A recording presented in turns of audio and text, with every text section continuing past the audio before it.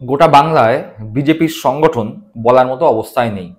তাদের এত করুণ অবস্থা, ভোটে হার তো হার হয়েছেই, কিন্তু মিনিমাম সদস্য পর্যন্ত তারা সংগ্রহ করতে পারছে না। একে তাকে ধরে বেঁধে রাস্তায় হাত ধরে টেনে সদস্য সংগ্রহ করতে হচ্ছে। তারপরেও তারা 30 লক্ষ সদস্য সংগ্রহ করতে পারেনি এখনো পর্যন্ত। স্বভাবতই বিজেপির কেন্দ্রীয় নেতৃত্ব বঙ্গ বিজেপির নেতাদের ওপর প্রচন্ড ক্ষিপ্ত। তার ওপর গোদের ওপর বিস্ফোরার মতো বঙ্গ বিজেপির পরবর্তী সভাপতি কি হবে সেই নিয়েও বেশ দোলাচলা রয়েছে বঙ্গ বিজেপির নেতৃত্বরা। এই রকম অবস্থায় হতাশ দিলীপ ঘোষ। তিনি দেখছেন সুকান্ত মজুমদার সভাপতির দায়িত্ব সামলাচ্ছেন, তিনি দেখছেন শুভেন্দু অধিকারী বিরোধী দলনেতা। এই দিলীপ ঘোষ সাংসদ ছিলেন, তাকে তার নিজের গড় বা নিজের কেন্দ্র মেদিনীপুর থেকে সরিয়ে আসানসোলে পাঠানো হয়, তিনি পরাজিত হন। সেই রাগ তার একটা ছিলই।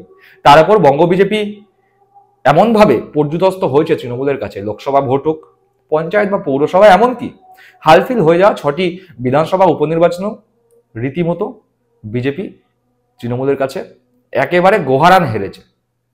সবকিছু মিলিয়ে হতাশ দিলীপ ঘোষ। আক্ষেপের সুর দিলীপ ঘোষের গলা থেকে ঝরে পড়ছে। কিছুদিন আগে আমরা দেখেছি মিঠুন চক্রবর্তী কলকাতায় এসেছেন এবং এসে তিনি বলেছেন যে লকেট চট্টোপাধ্যায় হেরে গিয়েছেন শুধুমাত্র গোষ্ঠীদ্বন্দ্বের কারণে। এখানে আর কোনো, যতগুলো আমি দেখেছি, যতগুলো বিধানসভা আছে, যেখানে যেখানে সব কটা বিধানসভাতেই জেতা আছে, কিন্তু কিছু কিছু জায়গায় কিছু ভোটের জন্য লোকের হেরে গেল। এটা একমাত্র কারণ এই এক আর দুজনের মধ্যে কি বলে ওটাকে দ্বন্দ্ব, গোষ্ঠীদ্বন্দ্ব, যেটা ভেরি ভেরি স্যাড নিউজ। এইরকম অবস্থায় বিজেপি যখন গোষ্ঠীদ্বন্দ্বতে জেরবার, বিজেপি যখন জিততে পারছে না, বিজেপি যখন সদস্য সংগ্রহ করতে পারছে না, সাংবাদিকরা দিলীপ ঘোষকে প্রশ্ন করেন যে দিলীপবাবু কি মনে করছেন এই অবস্থায় বিজেপির এই যে এরকম গোষ্ঠীদ্বন্দ্ব, এই অবস্থায় আপনার মতামত কি? দিলীপ ঘোষ অত্যন্ত হতাশার সুরে বলেন যে আমিও বিজেপির সভাপতি ছিলাম, কই আমার সময় তো এরকম গোষ্ঠীদ্বন্দ্ব দেখিনি, আমি তো কোনো গোষ্ঠীর নেতা ছিলাম না, আমি তো বিজেপির নেতা ছিলাম। তিনি আরো যোগ করেছেন, তিনি বলেছেন মানুষ যার প্রতি ভরসা রাখবে, যেই নেতার প্রতি কর্মীরা ভরসা রাখবে, তাকেই দায়িত্ব দেওয়া উচিত। কোনো না কোনোভাবে তিনি বঙ্গ বিজেপির উচ্চ নেতৃত্ব, বিজেপির কেন্দ্রীয় নেতৃত্বের দিকে নিশানা করতে চাইলেন, করে বলতে চাইলেন যে আমি এখন সভাপতি নেই ঠিকই, কিন্তু এখনো বিজেপির অন্দরে, বিজেপির নিচুতলায় কর্মীদের কাছে জানতে চাইলে তারা বলে যে সত্যি একজন সভাপতি ছিল, সে দিলীপ ঘোষ ছিল। দিলীপ ঘোষের মুখেও সেই কথা প্রকাশ পেয়েছে। তিনি বলেছেন আমি তো সভাপতি ছিলাম, তখন বিজেপি উত্তরোত্তর বৃদ্ধি পেয়েছে, এখন কেন হচ্ছে না, কেন জিততে পারছে না বিজেপি, কেন গোষ্ঠীদ্বন্দ্ব, প্রশ্ন যখন উঠছে তার অনুসন্ধান করা উচিত। চলুন একবার দেখে দিলীপ ঘোষের সেই বক্তব্য।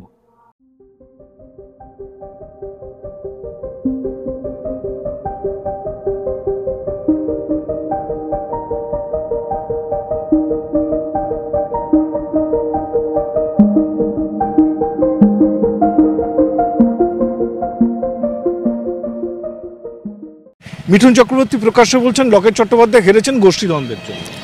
দেখুন, আমি যতদিন সভাপতি ছিলাম পার্টি হু হু করে বেড়েছে। দেখুন, আমি যতদিন সভাপতি ছিলাম পার্টি হু হু করে বেড়েছে। দেখুন, আমি যতদিন সভাপতি ছিলাম পার্টি হু হু করে বেড়েছে। দেখুন, আমি যতদিন সভাপতি ছিলাম পার্টি হু হু করে বেড়েছে।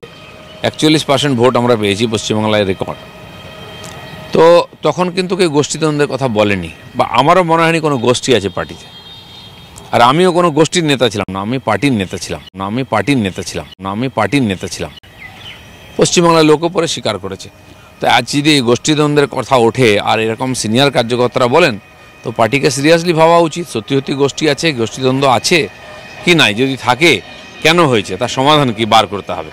তাহলে যে গতি আমাদের ছিল যে লোকেরা আমাদের আশা করে ভোট দিয়েছেন তারা তো হতাশ হয়ে যাবেন, যে লোকেরা আমাদের আশা করে ভোট দিয়েছেন তারা তো হতাশ হয়ে যাবেন, যে লোকেরা আমাদের আশা করে ভোট দিয়েছেন তারা তো হতাশ হয়ে যাবেন। তো সেই ধরনের সমস্যা আসতেই পারে, বেশি লোক এলে, নতুন লোক এলে, বিভিন্ন আদর্শের লোকেরা এলে তাদেরকে অ্যাডজাস্ট করতে সময় লাগে। তো কিন্তু সেটা যদি সমস্যা হয়ে দাঁড়ায় তাহলে তো চিন্তার বিষয় আছে।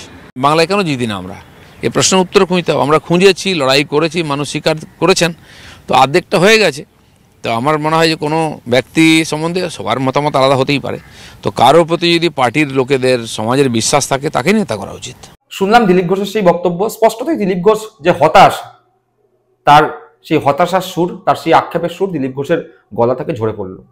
এই কথা বা এই হতাশা শুধু যে একমাত্র দিলীপ ঘোষের রয়েছে তা নয়, বঙ্গ বিজেপির পুরনো বিজেপি বা আদি বিজেপি যারা রয়েছে প্রত্যেকের মনে এই হতাশা কাজ করছে। তার কারণ এই মুহূর্তে যদি বিজেপির নেতৃত্বের দিকে তাকানো যায়, সেক্ষেত্রে দেখা যাবে সিপিএম বা তৃণমূল থেকে যাওয়া নব্য বিজেপিরাই বিজেপির দায়িত্বে রয়েছেন। সুকান্ত মজুমদারের ইতিহাস যদি আমরা ঘাঁটি, সেক্ষেত্রেও দেখা যাবে তিনি তৃণমূল কংগ্রেসের অধ্যাপক সংগঠন করতেন। আর শুভেন্দু অধিকারী, সে তো তৃণমূল কংগ্রেস থেকে বিজেপিতে গিয়েছে। কোথাও না কোথাও গিয়ে আদি বিজেপি প্রাপ্য সম্মান পাচ্ছে না, আদি বিজেপি ঘরে ঢুকে গিয়েছে। ফলতই নব্য বিজেপি এবং আদি বিজেপির গন্ডগোল, গোষ্ঠীদ্বন্দ্ব, সেই গোষ্ঠীদ্বন্দ্বই প্রকাশ পাচ্ছে বিভিন্ন জায়গায়। ফলস্বরূপ মানুষ যে বিজেপির ওপর ভরসা করে ভোট দিয়েছিল, তারা আর বিজেপি মুখ হতে চাইছে না। হয়ে যাওয়া উপনির্বাচনগুলো তার সব থেকে বড় উদাহরণ। দিলীপ ঘোষ আরো বলেছেন যে দিলীপ ঘোষ যখন সভাপতি ছিলেন, সেই সময় বিজেপি 41% ভোট পেয়েছিল। এখন আমি যতদিন সভাপতি ছিলাম পার্টি হু হু করে বেড়েছে। 41% ভোট আমরা পেয়েছি, 41% ভোট আমরা পেয়েছি, 41% ভোট আমরা পেয়েছি, 41% ভোট আমরা পেয়েছি পশ্চিমবাংলায় রেকর্ড। বর্তমানে যদি আপনারা লোকসভা ভোটের নিরিখে বিচার করেন, সেক্ষেত্রে শুভেন্দু অধিকারী 2 কোটি ভোট পেয়েছি, 2 কোটি ভোট পেয়েছি বলে চিৎকার যতই করুক না কেন, সেই পার্সেন্টেজ কিন্তু 38%-এ নেমে গিয়েছে। অর্থাৎ দিলীপ ঘোষ যখন সভাপতি ছিলেন, সেই সময় যা ভোট বিজেপি পেয়েছিল তার থেকে 3% ভোট বিজেপি কম পেয়েছে।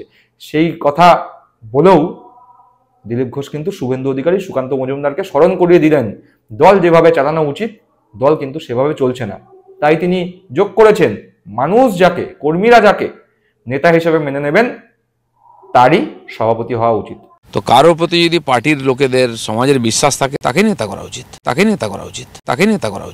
দর্শক বন্ধুরা, আপনারা কি মনে করছেন শুভেন্দু সুকান্তর চাপে আদি বিজেপিরা কোণঠাসা?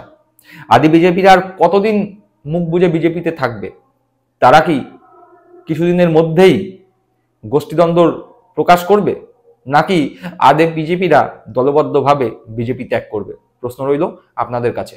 আপনাদের মূল্যবান মন্তব্য কমেন্ট বক্সে জানাবেন। ভালো থাকবেন, সুস্থ থাকবেন।